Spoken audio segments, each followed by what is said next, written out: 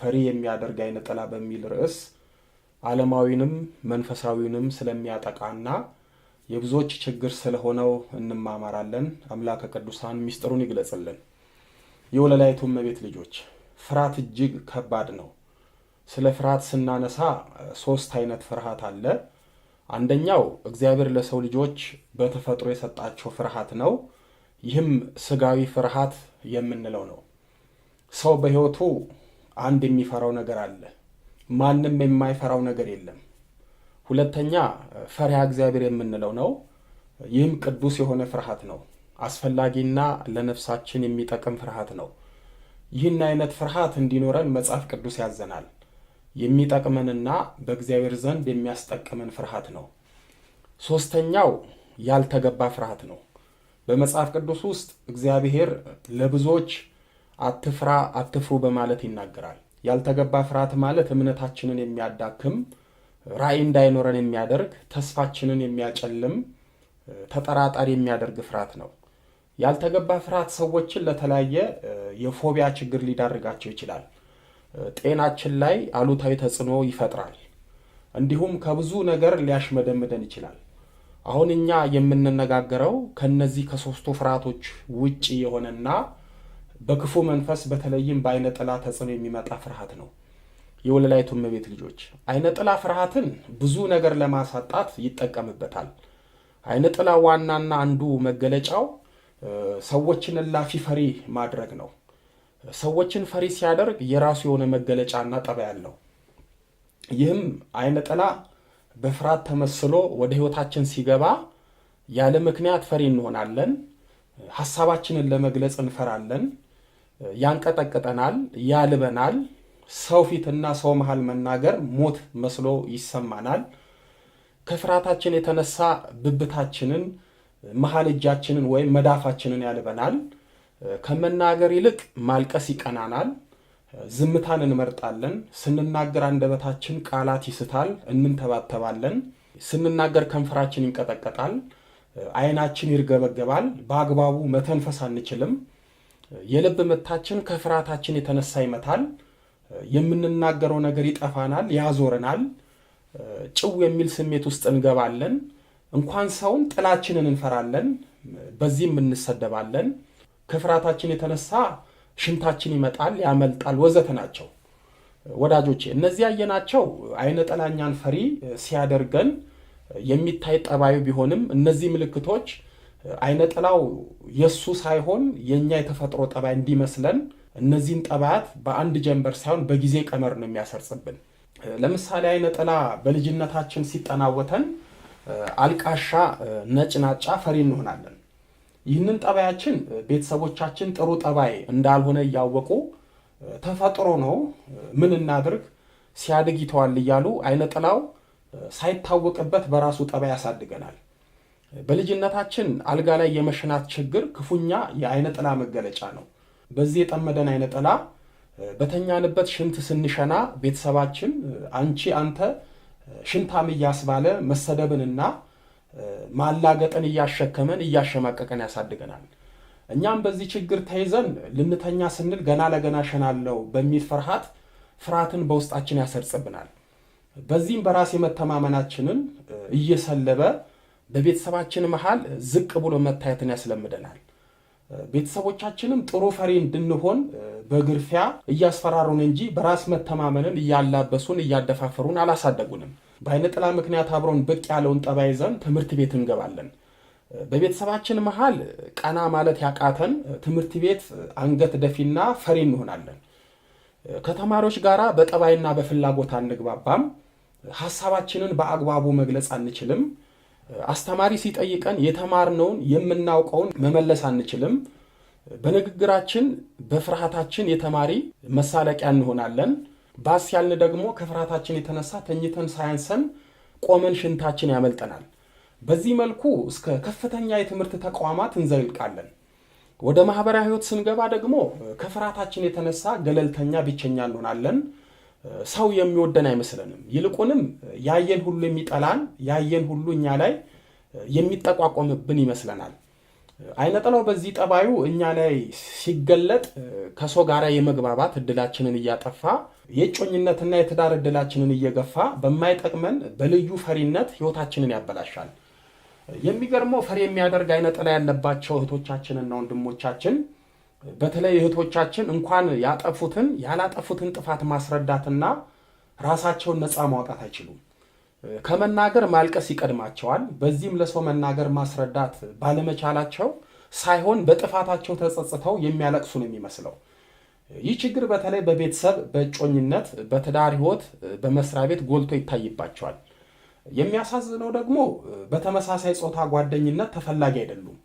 ጠባያቸውን፣ ፍላጎታቸውን፣ ችግራቸውን የሚያውቅላቸውና የሚረዳቸው የለም። በዚህም ጓደኛ አይኖራቸውም። አንዲት እጮኛ ወይም ትዳር ያላት ሴት ከሌላ ወንድ ጋር ብትታይ ስለዚህ ጉዳይ የሰማው እጮኛ ወይም የትዳር አጋሯ ስለ ጉዳይ በቁጣ አጥብቆ ቢጠይቃት በውስጧ ያለው አይነጥላ የፍርሃት መንፈስ ይለቅባትና አብራው ስለታየችበት ሰው መናገር ማስረዳት አትችልም። እንደውም በፍርሃት ስትንተባተብ ነገሩ እውነት ይመስልና ጥርጣሬን በማጫር ወደ ሌላ ነገር ሊቀየር ይችላል።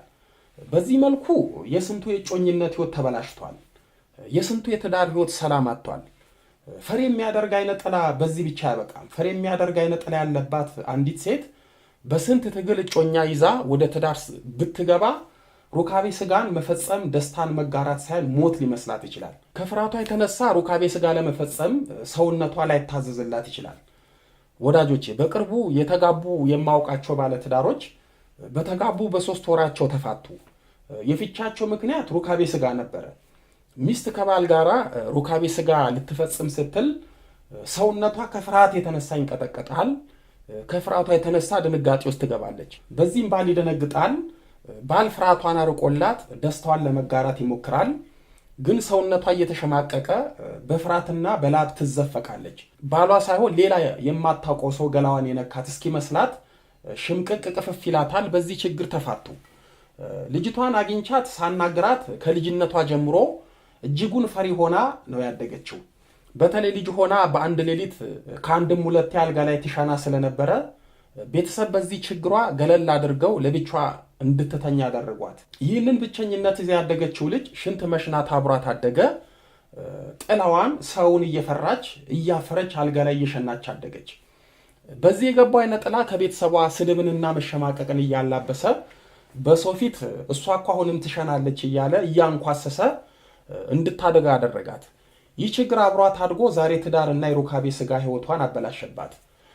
አንዳንድ ወንዶችም ፍርሃታቸው ከሰው የተለየ ነው። ይህ ፍርሃት ጠባያቸው ለቤተሰብ፣ ለራሳቸውም፣ ለጓደኞቻቸውም ተፈጥሯቸው ይመስሏቸዋል፣ ግን አይደለም።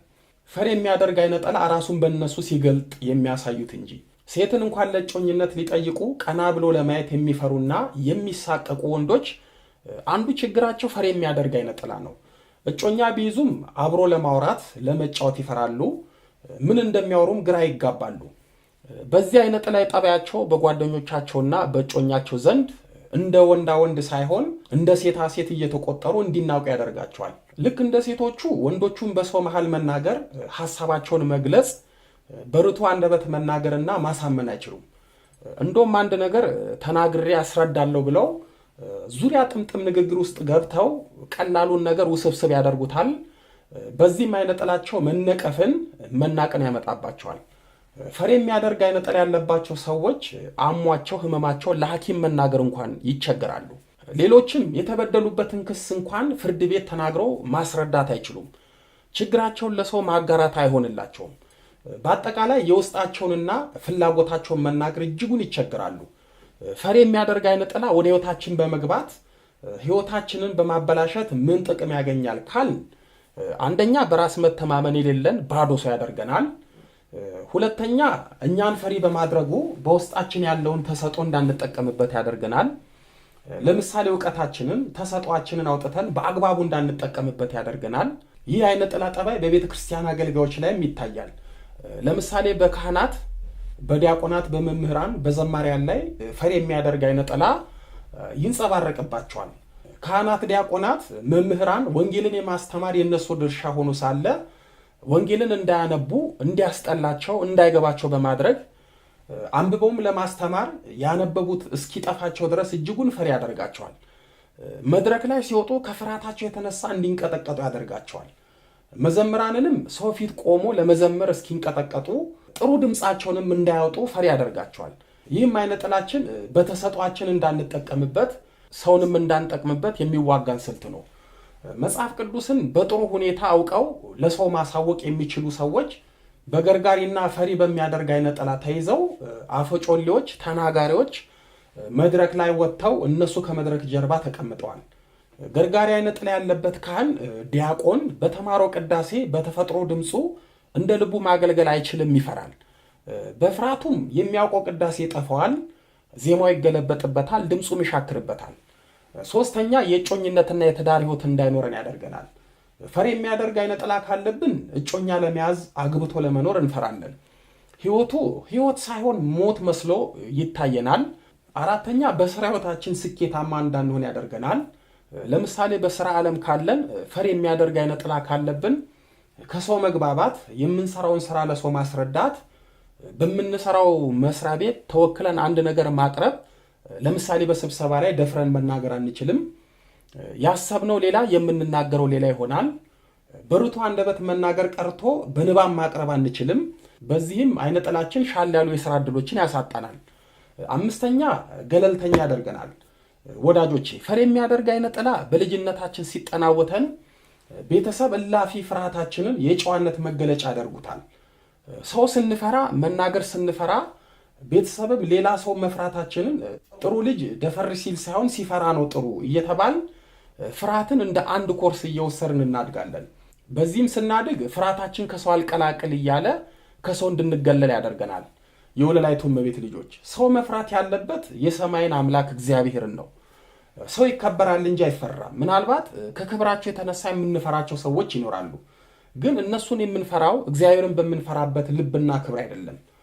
ቅዱስ ጳውሎስ በሮሜ መልእክቱ ምዕራፍ 13 ቁጥር 7 ላይ መፈራት ለሚገባው መፈራትን፣ ክብር ለሚገባው ክብር ስጡ ብሎናል። ስለዚህ ውስጣችን በፍርሃት የተመሰለው ፈሪ የሚያደርግ አይነ ጥላ ካለ እግዚአብሔር ይህንን ክፉ መንፈስ እንዲያርቅልን በርትተን መጸለይ፣ ጸበል መጠመቅና መስገድ አለብን። በተለይ በመንፈሳዊ ሕይወታችን እየበረታን ስንሄድ መንፈሱ ከውስጣችን እየወጣ ስለሚሄድ ወደ ተፈጥሮ ማንነታችን እንመለሳለን።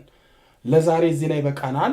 በቀጣይ በክፍል 17 መክሊታችንን የሚቀብር አይነ ጥላ በሚል ርዕስ መክሊታችንን፣ እድላችንን፣ ጸጋችንን፣ ተሰጧችንን፣ እውቀታችንን ስለሚቀብር ስለሚሰውርና እንዳንጠቀምበት ስለሚያደርግ አይነ ጥላ እንማማራለን። ሕዝቤ እውቀት ከማጣቱ የተነሳ ጠፍቷል። ትንቢተ ሆሴዕ ምዕራፍ 4 ቁጥር 6